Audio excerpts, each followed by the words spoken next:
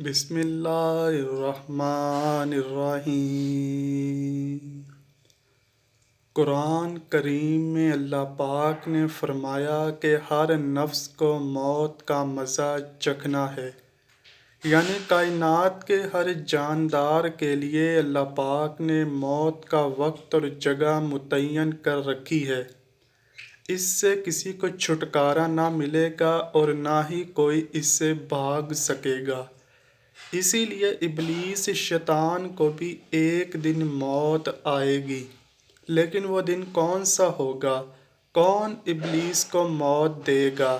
کیا شیطان کو نزع کے عالم میں تکلیف ہوگی؟ شیطان کی قبر کہاں بنائی جائے گی؟ شیطان کتنے عرصے تک موت کی نیند سویا رہے گا؟ ناظرین گرامی، آج ہم انہی اہم سوالات کا جوابات قرآن و حدیث کی روشنی میں دیں گے۔ ناظرین گرامی، جب شیطان مردود کو اللہ پاک نے جنت سے نکال دیا تو اس نے اللہ پاک سے قیامت تک کی مہلت مانگی کہ قیامت سے پہلے مجھے موت نہ آئے، لیکن اللہ پاک نے اسے وقت مقررہ تک یعنی ایک خاص وقت تک مہلت دی، جسے قرآن پاک کی سورہ ہجر کی آیت نمبر 36 تا 38 میں یوں بیان فرمایا گیا ہے۔ اس نے کہا، اے پروردگار، لوگوں کے زندہ کیے جانے تک مجھے مہلت دے۔ فرمایا، تجھے مہلت دی جاتی ہے وقت معلوم تک کے لیے۔ ناظرین گرامی، وقت معلوم کو مفسرین نے نفخہ اولیٰ لکھا ہے، یعنی جب حضرت اسرافیل علیہ السلام پہلی دفعہ سور پھونکیں گے، قیامت کی نشانیاں جب پوری ہو جائیں گی تو مومنین کی بغلوں کے نیچے ایک پیاری خوشبودار ہوا گزرے گی، جس سے تمام ایمان والے وفات پا جائیں گے، اور پھر اس کے بعد 40 سال کا زمانہ گزرے گا جس میں کوئی بچہ پیدا نہ ہوگا، یعنی ہر انسان کی کم سے کم عمر 40 سال ہوگی۔ مسلمان چونکہ مر چکے ہوں گے، اسی لیے زمین پر صرف مشرک و کفار ہوں گے۔ تفسیر در منصور جلد 5 صفحہ 71 پر لکھا ہے کہ جب مومنین کی وفات کو 40 سال گزر چکے ہوں گے تو پھر حضرت اسرافیل علیہ السلام پہلی دفعہ سور پھونکیں گے، جسے نفخہ اولیٰ بھی کہتے ہیں۔ شروع میں اس کی آواز نہایت کم ہوگی کہ لوگ کان لگا کر سنیں گے، پھر یہ بڑھتی بڑھتی اس قدر زیادہ ہو جائے گی کہ کانوں کے پردے پھٹ جائیں گے، لوگوں کے نتنوں سے پیپ بہنا شروع ہو جائے گی اور لوگ مر جائیں گے۔ انسان، جن، فرشتے، یہاں تک کہ شیطان ابلیس کو بھی اسی نفخہ اولیٰ کے وقت موت آ جائے گی۔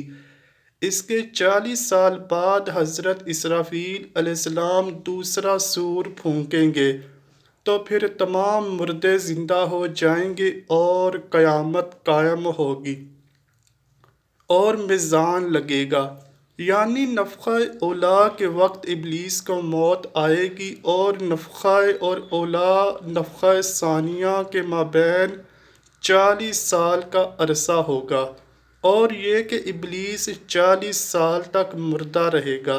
آئیے اب اس بات پر روشنی ڈالتے ہیں کہ ابلیس کو موت کیسے آئے گی اور وہ یہ 40 سال مردہ حالت میں کہاں گزارے گا۔ اس سلسلے میں حضرت کعب بن احبار رضی اللہ تعالیٰ عنہ کی ایک مشہور روایت پیش کرتے ہیں۔ حضرت کعب بن احبار رضی اللہ تعالیٰ عنہ فرماتے ہیں کہ جب ابو البشر حضرت آدم علیہ السلام کی وفات کا وقت آیا تو وہ پریشان ہو گئے اور اللہ پاک سے عرض گزار ہوئے، اے اللہ، میری موت سے میرا ازلی دشمن بہت خوش ہوگا، کیونکہ میں مرنے والا ہوں اور وہ قیامت تک زندہ رہے گا۔ اسی وقت ملک الموت حضرت آدم علیہ السلام کی خدمت میں حاضر ہوا اور فرمایا، اے ابو آدم، آپ وفات کے بعد جنت میں رہیں گے، جبکہ ابلیس قیامت تک دنیا میں رہے گا۔ اور پھر قیامت سے 40 سال پہلے اس کو ایسی موت آئے گی کہ وہ پوری دنیا کے انسانوں جتنی موت کی تکلیف برداشت کرے گا، اور پھر جہنم ہی اس کا ٹھکانہ ہوگا۔ حضرت کعب رضی اللہ تعالیٰ عنہ مزید فرماتے ہیں کہ جب حضرت آدم علیہ السلام ملک الموت سے فرمانے لگے کہ مجھے ابلیس کی موت کا منظر بیان کرو، ملک الموت نے ابلیس کی موت کا حال بیان کرنا شروع کیا تو وہ اتنی دردناک موت تھی کہ حضرت آدم علیہ السلام اپنے آنسوؤں پر قابو نہ رکھ سکے۔ لوگ حضرت کعب بن احبار رضی اللہ تعالیٰ عنہ سے عرض کرنے لگے کہ ہمیں بھی ابلیس کا موت کا کچھ حال بیان فرمائیں۔ لوگوں کی بے جا فرمائش پر حضرت کعب رضی اللہ تعالیٰ عنہ ابلیس کی موت کا منظر یوں پیش کرتے ہیں۔ اللہ تعالیٰ ملک الموت سے فرمائے گا، میرے غضب و غصے کا لباس پہن کر جاؤ، ابلیس کی روح قبض کرو اور ابلیس سے تمام انسانوں اور جنوں سے زیادہ سختی کرنا۔ جب ملک الموت غضب و غصے سے بھر کر بہت سے فرشتوں کے ساتھ ابلیس کی روح کو قبض کرنے آئیں گے تو جو بھی آسمان اور زمین میں ان کو دیکھ لے گا وہ فوراً ہی مر جائے گا۔ جب ملک الموت ابلیس کے پاس پہنچیں گے تو وہ دھاڑے مار مار کر روئے گا۔ پھر شیطان کو موت کی تکلیف دی جائے گی جو کہ ساری مخلوق کی موت کی تکلیف سے بھی زیادہ ہوگی۔ ابلیس گھبرا کر مشرق کی جانب بھاگے گا تو کبھی مغرب کی جانب، لیکن ہر طرف اپنے سامنے ملک الموت کو پائے گا۔ سمندر میں چھپنے جائے گا تو سمندر اسے جگہ نہ دے گا، آسمان کی طرف بھاگے گا تو وہاں مقرر فرشتے اس کو آگ میں کوڑے ماریں گے۔ حضرت آدم علیہ السلام کی قبر کے پاس کھڑا ہو کر کہے گا، اے آدم، تمہاری وجہ سے میں ملعون و مردود بنا، کاش کہ تم پیدا ہی نہ ہوئے ہوتے۔ پھر ملک الموت سے کہے گا، کتنی سختی اور تکلیف کے ساتھ میری جان نکالو گے؟ فرمائیں گے، جتنے لوگ جہنم میں ہیں ان سب کی موت سے کہیں زیادہ تکلیف اور سختی کے ساتھ۔ یہ سن کر تڑپنے لگا اور چیختا چلاتا ادھر ادھر بھاگے گا اور اسی جگہ پہنچ جائے گا جہاں اس نے جنت سے نکلنے کے بعد پہلا قدم رکھا تھا۔